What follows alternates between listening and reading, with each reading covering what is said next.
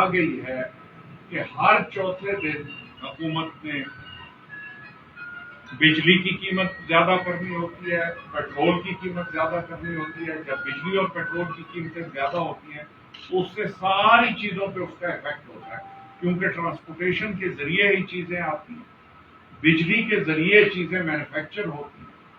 تو حکومت کو بجائے اس کے کہ وہ اس وقت عوام کے ساتھ ہمدردی کا اظہار کرے یا یکجہتی کا اظہار کرے، وہ عوام پہ مزید ٹیکسوں کا بوجھ ڈالتے جا رہے ہیں اور عوام کو جو فلڈ سے بچ گئے ہیں ان کو ٹیکسوں میں ڈبو رہے ہیں. ایک اور چیز جو میں گزارش کرنا چاہتا ہوں اور یہاں کہنا چاہتا ہوں کہ ابھی تک حکومت نے کوئی لسٹیں نہیں ایشو کی کہ اصل میں کیا چیز چاہیے.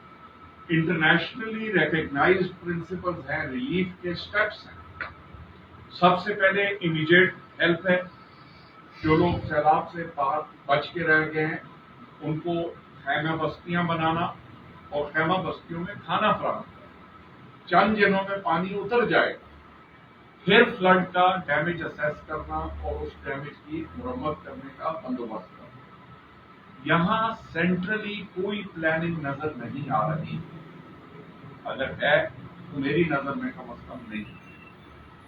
ہم لوگ ہر روز اعلان ہوتا ہے اخبار کے فرنٹ پیج پہ فلاں ملک نے $100 ملین دے دیا، فلاں ملک نے اتنے پیسے دے دیے. ہمارا حکومت سے سوال ہے کہ وہ پیسے کہاں جا رہے ہیں، کس مد میں خرچ ہو رہے ہیں، کس طریقے سے خرچ ہو رہے ہیں. اگر کوئی حکومتیں پیسے دے رہی ہیں تو یہاں چاہیے کہ وہ نظر آئے کہ اس سے یہ کریں گے، اس سے یہ کریں گے، اس سے یہ کریں گے. یہاں ٹیکسز بڑھتے جا رہے ہیں اور عوام کو کوئی سہولت ان ٹیکسوں کے مقابلے میں نہیں دی جاتی.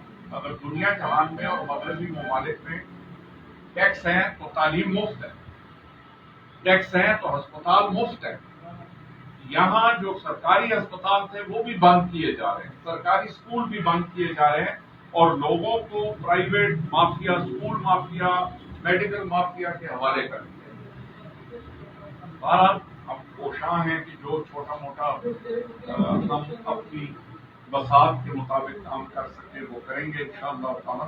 اور اسی لیے آج ہم کونسل شریف آئے ہیں. اگر آپ ساتھیوں کا کوئی سوال ہے تو کائنڈلی پوچھ لیں. منہاج فاؤنڈیشن اس ٹائم تک پنجاب، سندھ اور KPK میں کتنا فنڈ جو ہے وہ خرچ کر چکی ہے غریبوں کی امداد کے لیے؟ یہ تقریباً اصل میں یہ 3 کیٹیگریز ہیں. ایک کیش فنڈز ہیں جو مل رہے ہیں جن سے اجناس خریدی جاتی ہیں.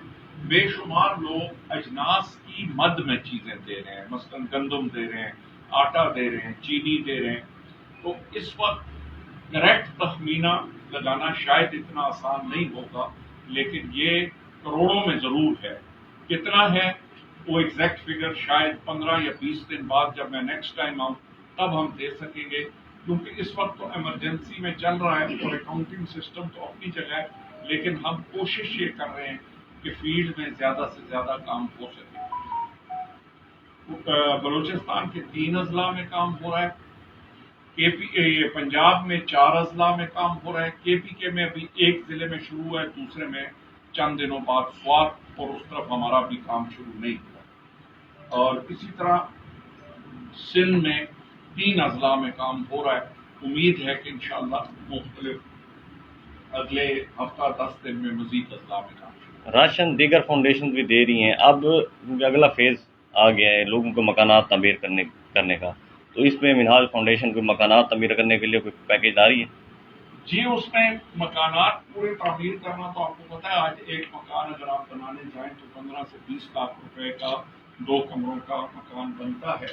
لیکن مکان کی تعمیر نو میں مٹیریلز کی صورت میں ہم ہیلپ کریں گے. مکمل مکانات